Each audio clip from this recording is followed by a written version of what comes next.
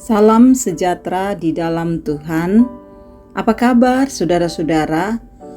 Semoga semua dalam keadaan baik dan sehat. Tetap semangat untuk menjalani kehidupan ini. Kasih Tuhan terus bersama dengan kita. Saudara, kita jumpa lagi dalam renungan harian di hari Rabu tanggal 26 Januari tahun 2022. Kebenaran firman Tuhan kita akan baca dan renungkan. Sebelumnya mari menghadap Tuhan dalam doa.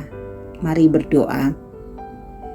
Firman-Mu itu begitu indah, begitu manis, dan sedap di dalam kehidupan kami. Firman-Mu adalah pedoman bagi kami menghadapi kehidupan di tengah-tengah dunia.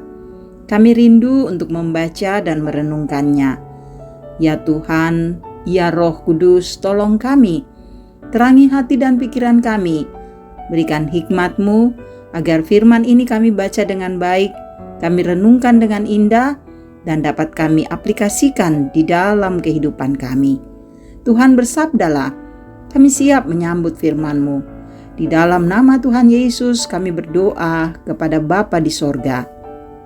Amin. Bacaan kita saat ini Lukas pasal 4, ayat 38 sampai 44. Kemudian ia meninggalkan rumah ibadat itu dan pergi ke rumah Simon. Adapun ibu mertua Simon demam keras, dan mereka meminta kepada Yesus supaya menolong dia. Maka ia berdiri di sisi perempuan itu, lalu menghardik demam itu, dan penyakit itu pun meninggalkan dia. Perempuan itu segera bangun dan melayani mereka. Ketika matahari terbenam, semua orang membawa kepadanya orang-orang sakitnya yang menderita bermacam-macam penyakit. Ia pun meletakkan tangannya atas mereka masing-masing dan menyembuhkan mereka. Dari banyak orang keluar juga setan-setan sambil berteriak, "Engkau adalah Anak Allah." Lalu ia dengan keras melarang mereka dan tidak memperbolehkan mereka berbicara karena mereka tahu bahwa ia adalah Mesias. Ketika hari siang, Yesus berangkat dan pergi ke suatu tempat yang sunyi. Tetapi orang banyak mencari dia, lalu menemukannya dan berusaha menahan dia supaya jangan meninggalkan mereka. Tetapi ia berkata kepada mereka, juga di kota-kota lain aku harus memberitakan Injil Kerajaan Allah, sebab untuk itulah aku diutus. Dan ia memberitakan Injil dalam rumah-rumah ibadat di Yudea. Demikian firman Tuhan yang boleh kita dengarkan di saat yang berbahagia ini. Amin. Saudara-saudara yang kekasih, tema kita kata yang penuh kuasa. Kada naponoi kamatotoran.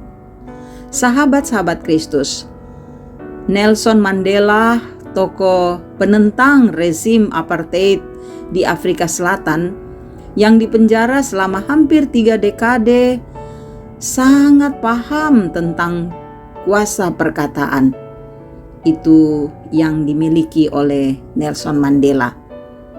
Saudara, setelah pembebasan Nelson Mandela, lalu ia berkata, "Bukan kebiasaan saya untuk berkata-kata dengan sembarangan. Pengalaman selama 27 tahun mendekam di penjara telah mengajar kami untuk menggunakan kesunyian dari kesendirian itu guna memahami betapa berharganya perkataan dan betapa kuat dampak perkataan terhadap hidup mati seseorang." Saudara, ibu mertua Simon pun mengalami dampak dari suatu perkataan ketika dia demam keras dan Yesus datang ke rumahnya.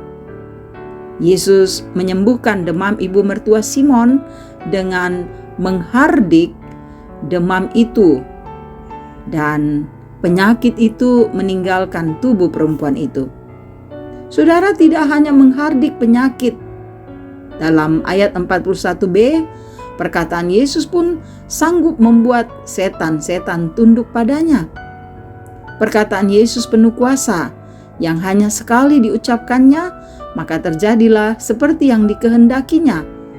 Dan apa yang dikehendakinya itu membawa dampak yang luar biasa.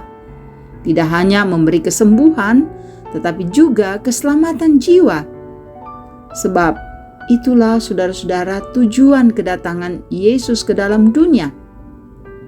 Melalui perkataan Yesus dalam pemberitaan Injil Kerajaan Allah, maka banyak orang yang kemudian mengikut Yesus.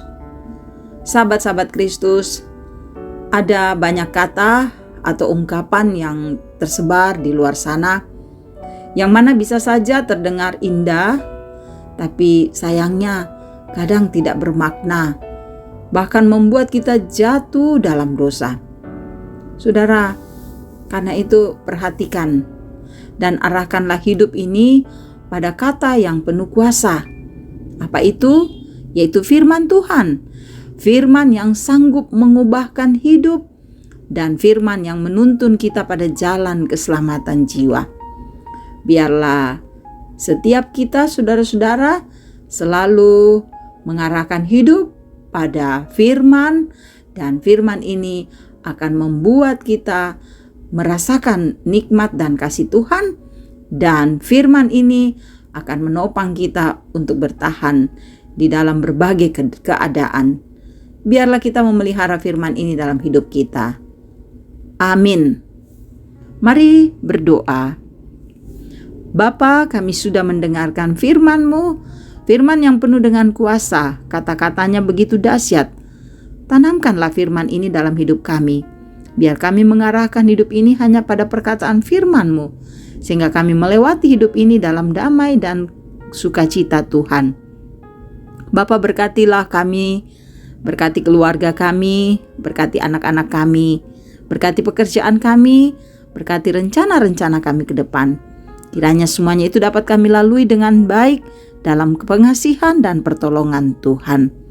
Engkau terus memberkati pergumulan yang dialami oleh saudara-saudara kami, baik mereka yang sakit, Tuhan sembuhkan, yang berduka, Tuhan kuatkan dan hiburkan, yang mengalami banyak tantangan, juga Tuhan tetap bersama dan menopang mereka. Memberkati para orang tua kami yang berusia emas, biar mereka tetap kuat dan bahagia.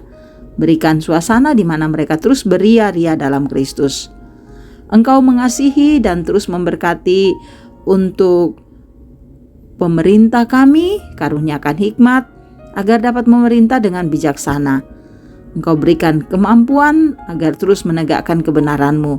Damai sejahtera-Mu kiranya hadir dalam negara kami, dalam kota kami, kota Makassar. Saudara-saudara kami para pendengar yang mendengarkan renungan harian, kiranya hidup mereka terjamin dalam Tuhan, menikmati kasih dan kebaikan Tuhan, hidup dengan benar dan terus memuliakan Engkau. Terima kasih Bapa, inilah doa kami, ampuni dosa kami. Kami bermohon hanya di dalam nama Yesus, Tuhan dan Juru Selamat kami. Amin. Terima kasih saudara-saudara boleh mendengarkan renungan harian ini. Kiranya firman ini menjadi berkat bagi saudara-saudara dimanapun saudara-saudara berada. Tetap kuat, tetap semangat menghadapi hidup ini. Kebaikan dan kasih Tuhan bersama dengan kita. Salam sehat.